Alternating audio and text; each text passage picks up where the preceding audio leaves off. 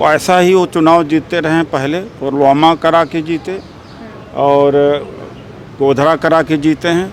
इसको भी करा कर के चुनाव जीतने का इनका कयास है, पहले से भी करते रहे। कि अब की बार 400 के पार, अब की बार सत्यानाश। हाँ, और दूसरी बात है कि तीसरी बार आए तो तीन पीढ़ियां ख़त्म हो जाएंगी। हाँ, बेरोजगारी चरम सीमा पर है और क्या चाहिए। शिक्षा भी खत्म हो गई है, आरक्षण खत्म हो गया, निजीकरण तेज़ी से हो रहा है। इंडिया संवैधानिक शब्द है, उसको इंसल्ट कर रहे हैं। मणिपुर एक दिन के लिए आज पार्लियामेंट में बातचीत हुई तो सुनियोजित ढंग से आरएसएस बीजेपी करा रहे हैं ताकि पूरे देश में दंगा फैले। 3 महीने हो गए, लगभग 3 महीने में प्रधानमंत्री ने बोला नहीं ऊपर। नमस्कार, मैं ब्यूटी गिरी। अभी हमारे साथ मौजूद हैं डॉक्टर उदित राज। इनसे बात करेंगे और जानिए, आप कहते हैं कि आने वाले मोदी सरकार जो है गरीबों की सरकार है और भी तमाम जो वादे हैं। अब एक नया दावा आ रहा है कि अब की बार 400 के पार, अब की बार सत्यानाश। हाँ, और दूसरी बात है कि तीसरी बार आए तो तीन पीढ़ियां ख़त्म हो जाएंगी। हाँ। लेकिन मोदी खुद ही देश जल रहा है, महंगाई की मार झेल रहा है, नफरत अलग से है, बेरोजगारी चरम सीमा पर है और क्या चाहिए। शिक्षा भी खत्म हो गई है, आरक्षण खत्म हो गया, निजीकरण तेज़ी से हो रहा है। अब कितना मारेंगे, किसान भी बर्बाद हो रहा है। मोदी जी कह रहे हैं तीसरी बार सरकार आई तो भारत जो है इकोनॉमी में तीसरे नंबर पे होगा। अरे तीन पीढ़ियां समाप्त हो जाएंगी। मैंने कह दिया आपको ना, मोदी जी जो कहते हैं जवाब तो दे दिया। अच्छा, गठबंधन जो बना है इंडिया नाम से, उसको मोदी जी कहते हैं कि पीएफआई में इंडिया है, इंडियन मुजाहिदीन में इंडिया है और ईस्ट इंडिया कंपनी में भी इंडिया था। डिजिटल इंडिया, स्टार्टअप इंडिया और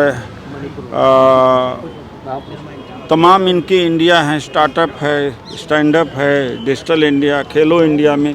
इसके मतलब ये है कि इसको क्या समझा है, ये मानसिक संतुलन खो दिए हैं और भारत को बदनाम कर रहे हैं, इंडिया का इंसल्ट कर रहे हैं। इंडिया संवैधानिक शब्द है, उसको इंसल्ट कर रहे हैं। सर, मणिपुर के हालात पर आप क्या कहना चाहते हैं? अब मणिपुर के हालात में कोई मैं एडिशनल बात नहीं बोल सकता हूँ, लेकिन लगातार यही लोग करा रहे हैं और इसीलिए प्राइम मिनिस्टर अभी तक नहीं बोले हैं। आज सांसदों से बात भी हुई, जो सांसद गए थे मणिपुर एक दिन के लिए, आज पार्लियामेंट में बातचीत हुई तो सुनियोजित ढंग से आरएसएस बीजेपी करा रहे हैं ताकि पूरे देश में दंगा फैले, इनको चुनावी फायदा मिले। लेकिन कहा जा रहा है कि जो सांसद गए हैं वो राजनीति रोटियां सेकने गए हैं। वो तो कहेंगे ही राजनीतिक रोटियां सेकने का, हनीमून मनाने गए हैं, ऐसा कहा जा रहा है। 3 महीने हो गए, लगभग 3 महीने में प्रधानमंत्री ने बोला नहीं ऊपर। इतना बड़ा मामला है तो उसका क्या मतलब होता है।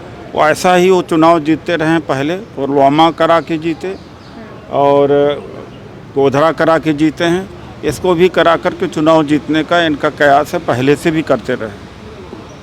तो आपने सुना डॉक्टर उदित राज को, जिन्होंने साफ तौर पर सरकार को घेरने का काम किया। मणिपुर का मुद्दा हो या चाहे जो इंडिया बनाम एनडीए के मुद्दा हो, सभी पर उदित राज ने मुखर होकर सरकार को घेरने का काम किया। जहां सरकार का वादा है, मोदी सरकार का दावा है कि तीसरी सरकार में जो है इंडिया वर्ल्ड का 3rd इकोनॉमी बनकर उभरेगा, तो वहीं ये उदित राज ने बताया कि ये सब एक छलावा है, सिर्फ दावे हैं और ज़मीनी स्तर पर हकीकत पर कुछ नहीं है। बेरोजगारी है देश में।